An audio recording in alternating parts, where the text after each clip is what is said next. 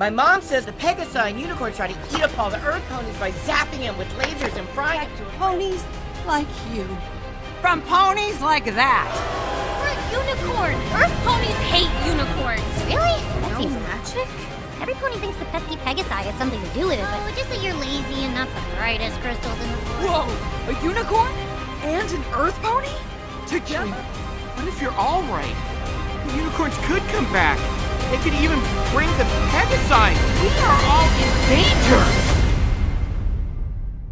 Fillies and gentlecolts, not only have I discovered how Equestria fell, but I know exactly the order of events from when magic disappeared to how these events shape the different cultures we see in the film, including the story behind Bing Bong. Bing! To figure out exactly what happened between the events of G4 and G5, we need to take a look at the first scene from A New Generation. In this scene, Sprout states that the Pegasi and the unicorns try to eat up all the Earth ponies by zapping them with lasers and frying them to a crisp, but the Earth ponies beat them in a, quote, epic battle. Now, I know what you're thinking. Sure, this gives us a little glimpse into what happened, but the line here is too vague, and we can't really get anything concrete out of it.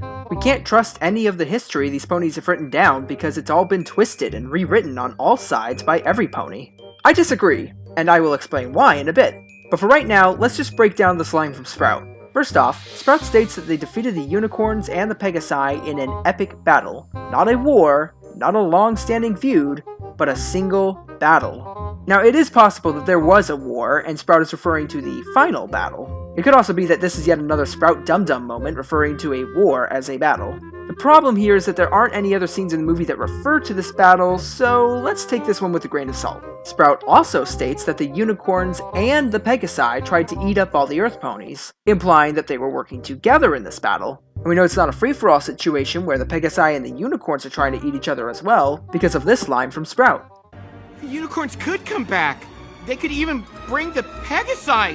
So it seems as though the Earth ponies believe that the Pegasi and the unicorns are on the same team. Now once again, we can't be certain of anything coming from the history books of these ponies, and certainly not from Sprout. But there are a few ways of determining fact from fiction, he says as he talks about magical talking horses. Remember the episode from Friendship is Magic, Pony Point of View? In that episode, we got 3 separate stories from 3 different characters describing the events of a disastrous boat trip, blaming the unfortunate events on each other. And how did Twilight determine what exactly happened? By finding common elements in each of their stories. We can apply the same logic here. Let's take a look at how the 3 pony kinds view each other. Izzy tells us that the unicorns believe that the Earth ponies smell, are lazy, and dumb. But they don't seem to fear them. When Sunny's identity is revealed, the unicorns aren't scared like the Earth ponies. They're just angry. Listen to Alphabet's tone here. Give me the crystal.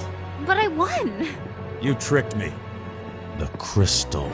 There's no fear in his voice, but rather burning anger and hatred. As for their belief about the Pegasi, the unicorns believe that they are brutes who eat their young. Izzy also stated that the Pegasi can, quote, steal your sparkle. What a sparkle is about as clear as Froggy Bottom Bog, but we know it's connected to how happy you are, which could explain why none of the unicorns feared Zip and Pip, because as unhappy as they are, they have nothing left to lose. Now let's look at the Pegasi. The first thing we learn about their view of other ponies is that they are not friends because of Zip's reaction to seeing Izzy and Sunny. Whoa! A unicorn? And an Earth pony? Together? We learn from the guards that the Pegasi believe 2 other things. One is that the Earth ponies are harmless and have very tiny brains, and 2, unicorns are something to fear. They also seem to have knowledge of how to block magic using a tennis ball. And quick side note, the whole tennis ball thing is really stupid seeing as how there's nothing to stop her from taking it off, and if she were an actual threat, I don't think they would be able to get it on her in the first place. Something interesting though, in the book Daring Do and the Eternal Flower, there's actually an item called a Haravian Unichain, a metal cylinder made from interlocking steel chains. This contraption, when placed on a unicorn horn, renders the unicorn's powers useless. It also had a lock and key. That book was written by G.M. Burrow, and this movie was also written by G.M. Burrow. I just find it odd that she had such a cool concept in the book, but here she decided to use a tennis ball. Maybe it's purely for laughs, I don't know. Maybe the unicorns don't actually know much about magic. Okay, that's it, just random unrelated side tangent. Back to the theory. So now that we know what the 3 tribes believe about each other,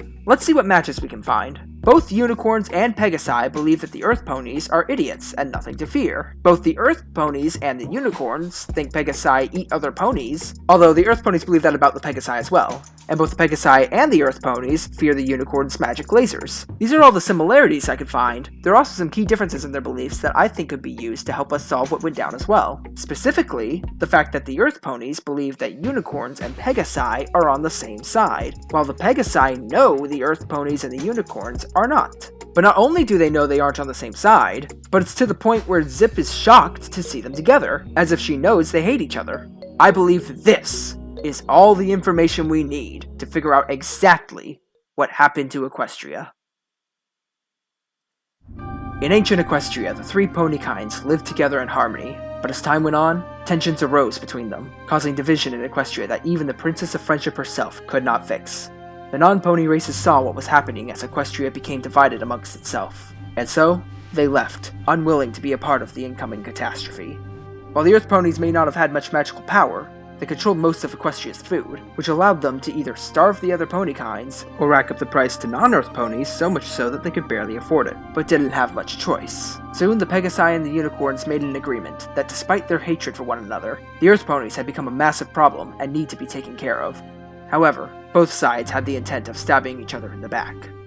All at once, they stormed the Earth Pony towns, Pegasi swooping down and snatching Earth Ponies from above, unicorns shooting lasers everywhere, causing mass destruction.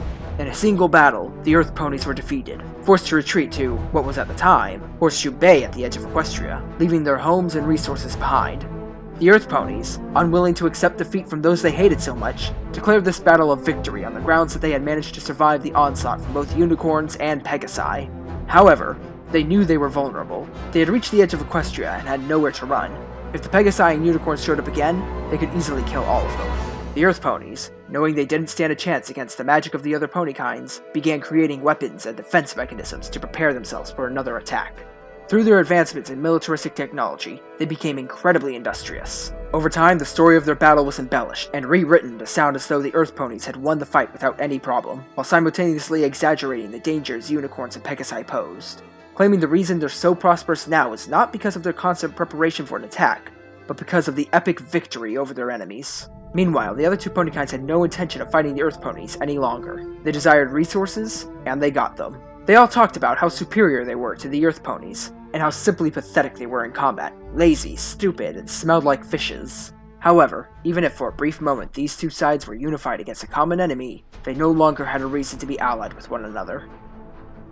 With the incredible speed and efficiency the Pegasi had with their flight, they were able to obtain the bulk of the resources from the Earth Ponies, leaving the unicorns with very little. While there were some unicorns with magical abilities that could speed up their collection process, there simply weren't enough unicorns who were well studied and magically gifted enough to transport massive quantities of resources. Nearly every Pegasi, however, could in fact fly, many could fly fast, and all of them could use clouds as wagons for transportation.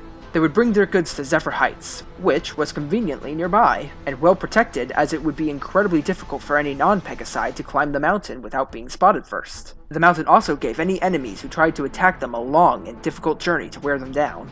The unicorns were outraged by the selfishness of the Pegasi and started heading for Zephyr Heights, intent on laying waste to the Pegasus city. But the superior position of the Pegasi in terms of terrain and resources allowed them to make quick work of the unicorns, pushing them back down the mountain and forcing them to retreat to the nearby forest known as Bridlewood. The unicorns were low on numbers and resources. There was, however, one advantage they had: magic. While magic may not have been a special talent for most of the unicorns, they could still learn, so they decided to increase their studies in magic, preparing for offense or defense if necessary. Over time, the unicorns had become highly skilled at magic, using it in their everyday lives as a replacement for technology, while the Pegasi had settled into Zephyr Heights, declaring the war won. Having no need to worry about either of the pony kinds, the Pegasi used their head start in terms of resources to advance in technology, not designed for war, but for the everyday comfort of the citizens of Zephyr Heights, such as smartphones and television. The unicorns, having now studied highly in magic, were just about ready to advance, once again, to Zephyr Heights. This battle would be the bloodiest of all. Twilight had completely lost control of Equestria at this point, and all hope seemed lost, as these ponies were about to wipe each other off the face of the earth. There were, however, a few ponies who, through all the chaos, managed to remain friends, and secretly kept in touch with each other. They went to Twilight with the news of what the unicorns were about to do, and Twilight knew she had to put a stop to it. So she created the 3 crystals, one for each tribe. These crystals would drain the magic in Equestria, preventing the unicorns from making their march, and preventing the Pegasi from using their weather magic to cause mass destruction.